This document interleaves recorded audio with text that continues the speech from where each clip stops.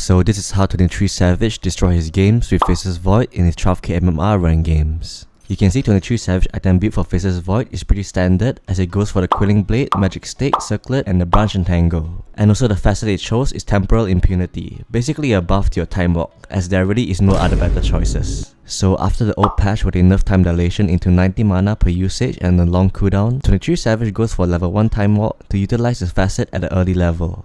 And in this clip you can see he used it aggressively, but it turned out to be a 50-50 trade from the Primal Beast and a Gyrocopter.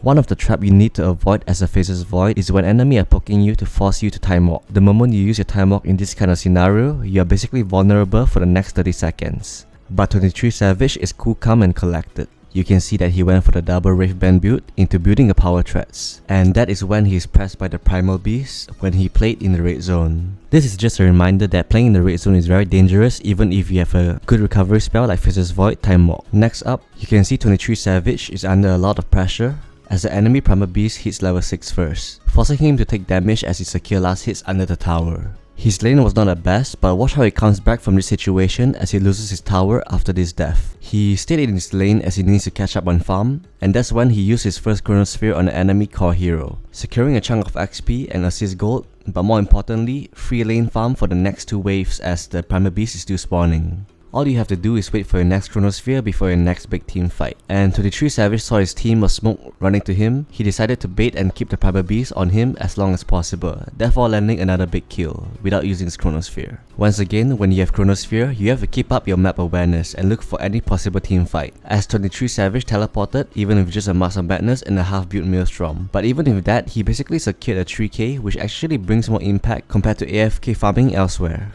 23savage is constantly active to join his team for a team fight whenever his Chronosphere is coming up. Just follow your ultimate timing and you'll find yourself in a good position for a huge mid-game team fight.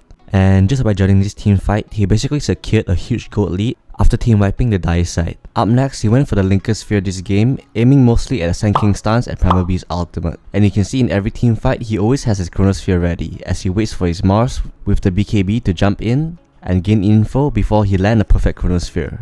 After killing their supports, all he has to do is just kite around and hit them with the Time Walk as they secure the team fight. 26 minutes in, both team wants to fight for the Roshan and watch how the Radiant kited them before slowly picking them off one by one. 23savage first runs in and hit the Primal Beast until he forced out his BKB, and that was when he backed off.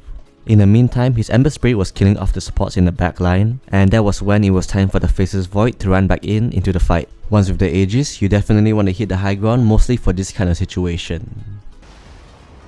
Dire's bottom barracks have fallen. Dire's bottom barracks are under attack.